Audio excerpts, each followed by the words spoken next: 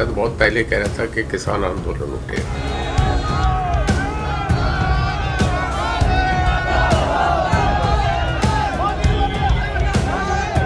ये है किसानों के मसीहा चौधरी देवीलाल के पुत्र व कैबिनेट मंत्री रणजीत सिंह चौटाला, जिनका कहना है कि उन्हें पहले से ही मालूम था कि किसानों का आंदोलन होगा। मगर दिलचस्प बात यह है कि मंत्री महोदय ने आज तक किसानों के सवालों को लेकर न तो सरकार पर दबाव बनाया और न ही खुलकर किसानों के साथ खड़े हुए।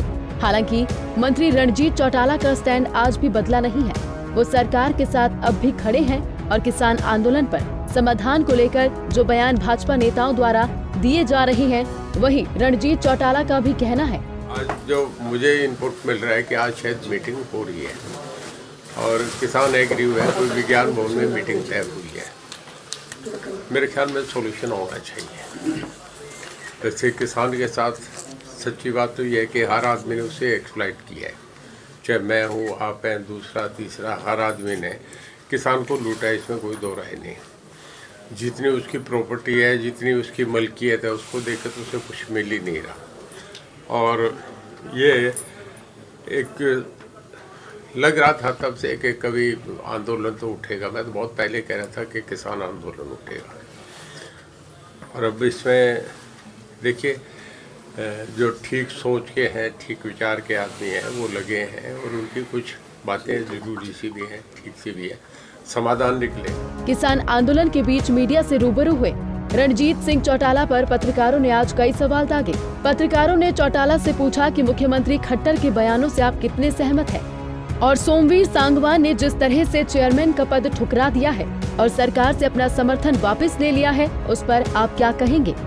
सोमवीर सांगवान जी ने रिजाइन कर दिया, क्या और भी जो आजाद उम्मीदवार हैं वो इस देखिए, हर आदमी का अपना एमएलए अपने चुने हुए होते हैं, उन्हें अपना विवेक होता है, कौन क्या करेगा, ये कोई किसी का दबाव में थोड़े, उन्होंने किसी से पूछा थोड़े, हमारे भी भीतर अपने हिसाब से जो जिसकी कॉन्शियस मानता है करता है। हरियाणा के किसान भी इस आंदोलन में, मुख्यमंत्री हरियाणा के कहते हैं नहीं, ऐसा है, मैं ये नहीं कहूँगा कि हरियाणा के वहाँ गिनती तो ना आपने करी ना मैंने करी। एक अपना अपना व्यू है, कोई भी आदमी कह सकता है, डेमोक्रेसी है। मेरा एक मानना है जी कि मैं आपको एक छोटी मिसाल में बताता हूँ। जो रेडी लगाता है, रेडी की कीमत प्लस उस पर जो उस पर सामान है, चाहे वो दही बल्ले है, चाहे उसके पास सब्जी है, चाहे वो फ्रूट की है, उस रेडी की टोटल कीमत, उस पर जो मटेरियल है, उसका फूड स्टफ का 1 लाख से ज़्यादा नहीं है और वो 3000 रुपये रोज़ कमाता है। किसान की 1 एकड़ की कीमत आप ये समझे कि 15 लाख रुपए है और उसे कुछ भी नहीं मिलता। उसके स्कूल के बच्चों के फीस भी नहीं भरी जाती, उसके बुरी हालतों से 500 रुपये के लिए भटकना पड़ता है। तो किसान की जो हालत है उसमें एक डिस्पैरिटी तो है, ये खाई बढ़ती जा रही है। जो बिजनेस क्लास में आगे फार्मर्स की कहीं भी नहीं है, नहीं तो अमेरिका के लोग क्यों नहीं खेती करते। मैं कंप्लीट कर दूँ। अमेरिका में, जापान में, ऑस्ट्रेलिया में और कनाडा में 2% से लेकर 7% लोग खेती करते हैं। हमारे यहाँ आज भी 65% डायरेक्टली और इनडायरेक्टली खेती से जुड़े हुए, चाहे वो वर्कशॉप इंडस्ट्री में जुड़े हैं। कोई ऑप्शन नहीं है, नहीं तो कोई जमींदार, आपका भी सब सर्कल है, मेरे ख्याल में कुछ आप में भी किसानों को बेटे होंगे, कोई खेती करना नहीं चाहता, पर उसे कोई दूसरा ऑप्शन है नहीं, इस करके वो खेती ही करके अपना पेट तो भरेगा। तो बड़ी लॉन्ग अवेटेड उनकी डिमांड थी।